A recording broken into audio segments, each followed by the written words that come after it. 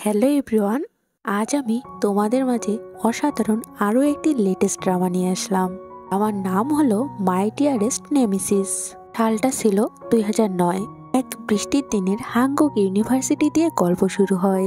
আর হাঙ্গক ইউনিভার্সিটির ক্লাসরুমে আমরা আমাদের গল্পের নায়িকা সোজাংকে দেখি। সে মন দিয়ে পড়াশোনা করছিল, কিন্তু তার দুইজন ক্লাসমেট বলে, দেখ ঢং কত, মনে হচ্ছে কত যে পড়াশোনা করছে। আর এরপর আমরা সোজাংকে দেখি পড়াশোনা শেষ হওয়ার পর বাসা যাওয়ার জন্য তার ছাতা নেয়, কিন্তু সে দেখে তার ওই দুই ক্লাসমেট তার ছাতা ছিঁড়ে রেখেছে। আর সেখানে নানা রকম সোজাংকে নিয়ে বাজে কথা লিখেছে। এটা দেখে তো সোজাংয়ের অনেক প্রচুর রাগ হয়। আর এরপর সে তার ক্লাসমেটের নোট নিয়ে জানালা দিয়ে ফেলে দেয়, বলে এবার ভালো হয়েছে না, যাও এখন নোট তুলো। এটা বলে সে বাসা যাওয়ার জন্য ইউনিভার্সিটি থেকে বের হয়। আর এরপর সে বাসা আসে, আর বাসায় এসে দেখে তার ছোট ভাই সোবিন পুরো ঘর অগোছালো করে ভিডিও গেম খেলতেছিল। সে তো অনেক রাগ করে এটা দেখে, আর সোবিনকে পড়াশোনা করতে বলে, কিন্তু সোবিন বলে একটু পর পড়বে। এটা শুনে সোজাং তার রুমে যায়, আর সে অনেক রাত পর্যন্ত বই পড়ে আর ঘুমিয়ে পড়ে। এরপর কিন্তু ভোরে সুবিনের চিৎকারে তার ঘুম ভাঙে। সে তো ভয় পেয়ে যায়, সে মনে করে সুবিনের হয়তো কোনো বিপদ হয়েছে, কিন্তু না, সে এসে দেখে সুবিন সারা রাত গেম খেলছে, আর গেমে তার এনিমি তাকে অ্যাটাক করেছে। এজন্য উত্তেজিত হয়ে সে চিৎকার করেছিল। সোজাং তো এটা রাগে কাচুমুচু হয়েছে, আর সুবিনের চুল টেনে ধরে। তার বাবা বেকন তাদের ঝগড়া করতে বারণ করে, কিন্তু সোজাং যখন সুবিনের চুল ছেড়ে দেয়, সে দেখে তার হাতে সুবিনের অনেকগুলো চুল। বেকন বুঝতে পারে এদের ঝগড়া আর থামানো যাবে না, তাই সে আবার ভিতরে যায়। কিন্তু আমরা দেখতে পারি সুবিন তার গেম নিয়ে এতই বিজি ছিল যে সোজাংকে কিছু বলে না। সোজাং বলে, এইসব গেম খেলে কি মজা পাও তুমি শুনি? এগুলো কি তোমাকে ভাত দেয় নাকি টাকা দেয়? তোমার উচিত পড়াশোনা করা। সুবিন বলে, পড়বো, কিন্তু তার আগে আমার এনিমিগুলোকে মেরে ফেলি দাঁড়াও। সবাই আমার উপর লেভেলে চলে যাচ্ছে, কিন্তু আমি পারছি না, তোমার জন্য সব হলো। সোজাং বলে, এই সামান্য জিনিসটা পারছো না, আমাকে দাও, এটা তো আমার বাঁ হাতের খেল। আর এরপর সে সুবিনকে উঠিয়ে দিয়ে নিজেই কম্পিউটারের সামনে গেম খেলতে বসে। আর তখন সেখানে হঠাৎ করে একটা ড্রাগন নামের আইডি আসে। সোজাংয়ের স্ট্রবেরি আইডিকে সাহায্য করতে থাকে এনিমিকে মারার জন্য। সোজাংও তাকে হেল্প করে সব এনিমিদের ভ্যানিশ করে দেয়। আর এরপর ড্রাগন নামের আইডিটা তাকে ফ্রেন্ড রিকোয়েস্ট পাঠায় তার সাথে ফ্রেন্ডশিপ করার জন্য। সোজাং অ্যাকসেপ্ট করে, আর তারা সারাদিন এরপর থেকে মেসেজ করতে থাকে। তারা একে অপরের সাথে নিজেদের ভালো লাগা খারাপ লাগাগুলো বলতে থাকে। একদিন সোজাং ব্ল্যাক ড্রাগন আইডিটাকে জিজ্ঞেস করে তার বয়স কত। সে বলে সে সোজাংয়ের থেকে সিনিয়র, তার বয়স 22 বছর। এরপর সময় যেতে থাকে, দিন যেতে থাকে। সোজাং আর ব্ল্যাক ড্রাগন একে অপরের কথা বলতে থাকে। একটা সময় তাদের দুজনকে ভালো লাগে। তারা ডিসাইড করে তারা একে অপরের সাথে ডেট করবে। এছাড়া তাদের আরো 3 জন মেম্বার আইডি অ্যাড হয়। তাদের সাথে সোজাং আর ব্ল্যাক ড্রাগনের অনেক ভালো সম্পর্ক ছিল। এরপর নিউ ইয়ার চলে আসে। তারা ঠিক করে তারা সবাই দেখা করবে। সোজাং তো অনেক এক্সাইটেড ছিল, কারণ আজ সে প্রথমবার ব্ল্যাক ড্রাগনকে দেখবে। সে খুব সেজে গুজে খুশি মনে তাদের ঠিক করা জায়গায় আসে। আর এরপর সেই জায়গায় একটু পর আরেক মেম্বার হাজিন আসে। আর একটু পর একটা ছেলে আসে, যাকে দেখে সোজাং তো পুরো ক্রাশ খেয়ে যায়। বলে, তুমি কি ব্ল্যাক ড্রাগন? কিন্তু হাজিন বলে, না তো, ও তো কিউটিপ। আর একটু পর আরেক ছেলে আসে, সেও অনেক সুন্দর আর হ্যান্ডসাম ছিল, কিন্তু সেও ব্ল্যাক ড্রাগন নয়, সে আসলে সিম্বাব। সবাই বলতে থাকে, কি ব্যাপার, ব্ল্যাক ড্রাগন আসছে না কেন? আর এরপরেই আর একটা ছেলে আসে, যে খুবই ছোট আর বাচ্চা ছিল, এই বয়স হবে 14-15 বছরের মতো। সে এসে বলে, আমি ব্ল্যাক ড্রাগন। এটা শুনে তো সোজাংয়ের মাথায় হাত পড়ে, কারণ সে তো ভেবেছিল ব্ল্যাক ড্রাগন হয়তো অনেক হ্যান্ডসাম একটা ছেলে, কারণ তাদের কথাবার্তা ঠিক অন্যরকম ছিল। তার কথার মাধ্যমে সে বোঝাতো সে অনেক হ্যান্ডসাম। আর এই জন্যই সোজাং ঠিক করেছিল সে ব্ল্যাক ড্রাগনের সাথে রিলেশনে যাবে। কিন্তু সে এখন তো দেখছে এটা অনেকটা ছোট একটা ছেলে। ব্ল্যাক ড্রাগন বলে, তোমরা কি খাবে খাও, আমি টাকা দিয়ে দিয়েছি। হাজিন বলে, তোমার বয়স সত্যি কি 22? তুমি কি মিলিটারিতে গিয়েছিলে? ব্ল্যাক ড্রাগন বলে, হ্যাঁ গেছি তো, আমার র্যাঙ্ক হলো সার্জেন্ট, তুমি জানো? সিম্বাক বলে, চলো কারাওকেতে যাই। আর এরপর তারা কারাওকেতে যায়। ব্ল্যাক ড্রাগন সোজাংকে নিয়ে সেখানে উদ্দেশ্য করে গান গাইতে থাকে, কিন্তু সোজাং তো কাঁদতে থাকে তার কল্পনার সাথে বাস্তব না মেলার কারণে। ব্ল্যাক ড্রাগন গান গাওয়ার সময় এত উত্তেজিত ছিল যে গান গাইতে গাইতে তার মাথার চুল খুলে যায়। আসলে সে নকল চুল পরে এসেছিল। সোজাং বলে, তোমার চুলের স্টাইল দেখে মনে হচ্ছে তুমি স্কুলে পড়ো। তুমি আমাকে মিথ্যা বলছো, মিথ্যাবাদী কোথাকার। এটা বলে সে রেগে বাইরে আসে। ব্ল্যাক ড্রাগন তার পিছু পিছু সোজাংয়ের আইডির নাম স্ট্রবেরি বলে ডাকতে থাকে। আসলে সে সোজাংয়ের আসল নাম পর্যন্ত জানতো না। সে তার আইডির নামই কেবল জানতো। যেমন সোজাকও ব্ল্যাক ড্রাগনের আসল নাম জানতো না। বানিবের প্রেম হলে যা হয় আর কি। ব্ল্যাক ড্রাগন দৌড়াতে দৌড়াতে সোজাকের সামনে আসে। বলে, আমি মিথ্যা বলেছি, আমার বয়স আসলেই 15 বছর। কিন্তু আমি তোমার সাথে মজা করিনি, সত্যি আমি তোমাকে পছন্দ করি। ভালোবাসায় বয়স কোনো বাধা হতে পারে না। তুমি আমার ভাগ্যে আছো, তুমি আমার মনে সবসময় আছো, তুমি একমাত্র আমার ভালোবাসা। এরপর সে সোজাংয়ের সামনে হাঁটু কেটে বসে। বলে, প্লিজ আমাকে ভালোবাসো।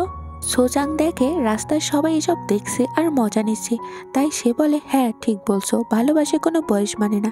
কিন্তু তোমাকে আমার বিরক্ত লাগছে, তুমি মানুষটা একটা বিরক্তিকর, তুমি জানো। এটা বলে সে সেখান থেকে চলে যায়। ব্ল্যাক ড্রাগন সেখানে বসে কাঁদতে থাকে আর সেখানে তার 2 বডিগার্ড আসে। বলে, তোমাকে এখন স্কুল যেতে হবে, চলো। এরপর তার বডিগার্ডরা তাকে জোর করে সেখান থেকে নিয়ে যায়। এদিকে বাসায় এসে সোজাং কাঁদে আর বলে, এটা আমার প্রথম প্রেম ছিল, আর ব্ল্যাক ড্রাগন আমাকে এভাবে ধোঁকা দিল। সময় আরো চলে যায়। এরপর আমরা 2024 সাল দেখতে পারি সোজাং এখন ইয়ংসাং কোম্পানির ডিপার্টমেন্ট স্টোরের টিম লিডার। সে সেখানে অনেক স্ট্রিক্ট একটা পার্সন ছিল। কেউ ভুল করলে কাউকেই রেহাই দিত না। এরপর একজন লোককে দেখি যে একজন মিস্টার কিম নামের লোকের কাছে ইয়ংসা গ্রুপের খবরাখবর ঘুষ দিয়ে নিচ্ছিল।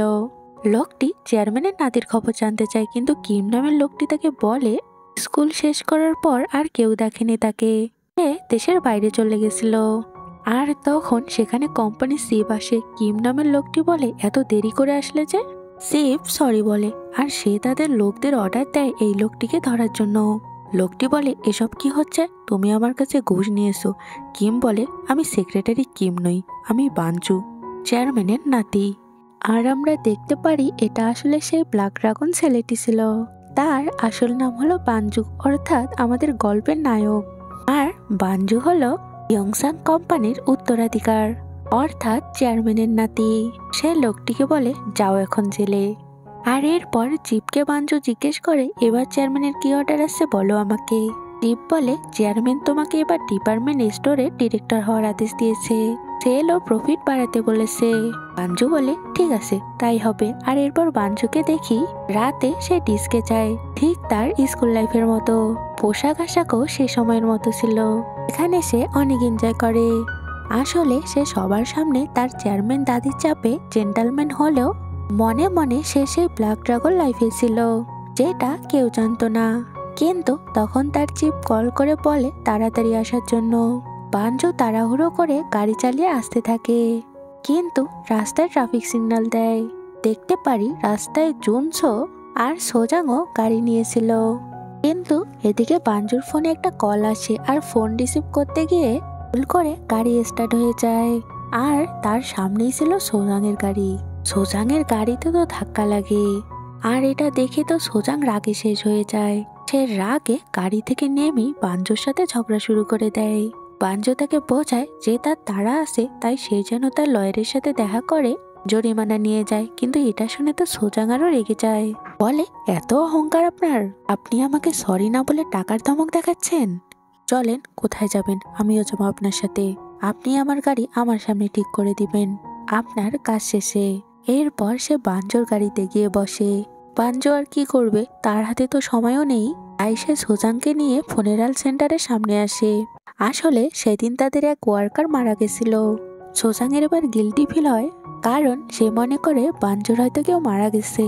সে বলে, আগে বলবেন না এখানে আসবেন।